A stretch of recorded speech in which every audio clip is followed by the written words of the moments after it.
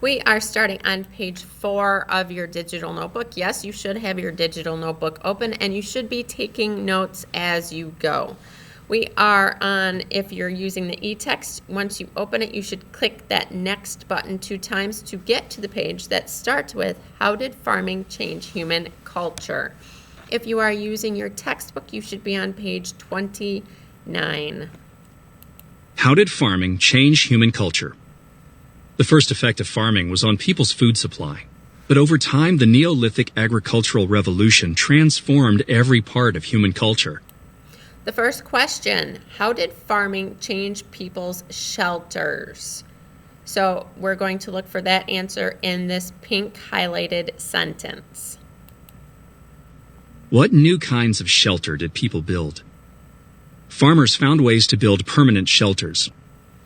Okay, so how did farming change people's shelters? So let me give you a little bit of insight here. When they were hunter-gatherers, they had to keep their shelters easy to transport because if their food left, if the geese migrated, they would have to migrate too. And they would have to keep their shelter light enough so that they could tear it down and take their shelters with them. Entire villages would migrate with the food because without the food, they would die. Now that they are farming, their food is right next to where they live. They no longer have to leave because of hunting. If animals leave, they don't have to leave because they still have food from their farm.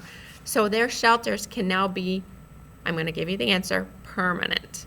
They can now build permanent shelters. This is big because now that their shelters can be permanent, their civilizations, their villages can get bigger because they don't have to worry about feeding a lot of people. It'll be easier to do with farming. So farming was huge. So go ahead and get that answer for number 1. How did farming change people's shelters? Well, they started to build shelters as permanent shelters. Get that in your digital notebook now. Number 2, how were houses in Cataluhook built? That answer will be in this blue highlighted paragraph. People used a mixture of mud and straw to form walls. The sun baked and hardened the mixture. People made roofs by placing poles and branches across the tops of walls and covering them with mud. All right. How were houses in Cataluhook built? So how were these houses built? Put your answer in your digital notebook under number 2. Pause my video and then come on back when you're done. All right, let's move on to page 5.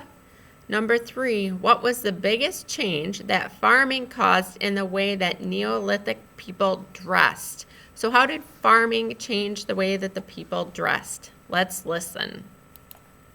One of the oldest known farming settlements in the world is a village called Çatalhöyük. It stood in present-day Turkey more than 8,000 years ago. At its height, up to 6,000 people may have lived in Çatalhöyük. The environment provided sources of water and building materials. British archaeologists described the 2-story homes that made up the settlement. The houses of Çatalhöyük were so tightly packed together that there were few or no streets. Access to interior spaces was across roofs, which had been made of wood and reeds plastered with mud, and downstairs. People buried their dead beneath the floors. Above all, the interiors were rich with artwork, mural paintings, reliefs, and sculptures, including images of women that some interpreted as evidence for a cult of a mother goddess. Ian Hodder, this old house. Each home had its own kitchen and food storage area. The people grew grains and raised flocks of sheep and goats.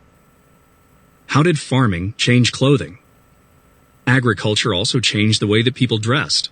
For hunter-gatherers, the most important materials for clothing were animal hides and furs. Farming provided new materials that were lighter and easier to work with.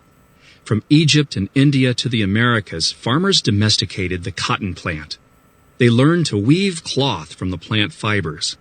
Another plant, flax, became a source of linen. Domesticated animals such as sheep and yaks also provided clothing materials. People used wool and other animal hair to form yarn or thread. In China, people later learned to breed silkworms. Number 3, what was the biggest change that farming caused in the way that Neolithic people dressed? So what changed with clothing now that they're farming? What changed in their clothing? So in this green highlighted couple paragraphs here, get that answer for number 3 on page 5. All right, let's go to page 6. You have two mastery check questions here. You should now be on page 30 in your textbook. Let's go ahead and listen. Before we listen, let's find out what the question is. When there is a surplus of food, what does that mean? So if I have a surplus of food, what does that mean? You'll find that answer in this first circled yellow paragraph. What were the effects of food surpluses? As crops and herds improved, the amount of food that farmers could produce each year increased. Some farmers were able to raise a surplus, or more than they needed to feed themselves. Surplus food could support a growing population. The size of farming villages thus increased. All right, number 4. When there's a surplus of food, what does that mean? So if I had a surplus of food, what would I have? So in this first paragraph right here, find that answer. Number 5, specialization includes people who are good at how many skills? So if somebody specializes in something, how many skills does that mean that they are good at? For me, I specialize as a teacher. If I want to get even more specific, I am a world history teacher. Miss Heinz, ELA teacher. Miss McLeod, math teacher. There are doctors, there are nurses, there are principals, there are police officers, firefighters, lots of different specializations. So if a person is specialized in something, how many skills do they have? So that answer will be in this bigger circled paragraph. Listen and find that answer now.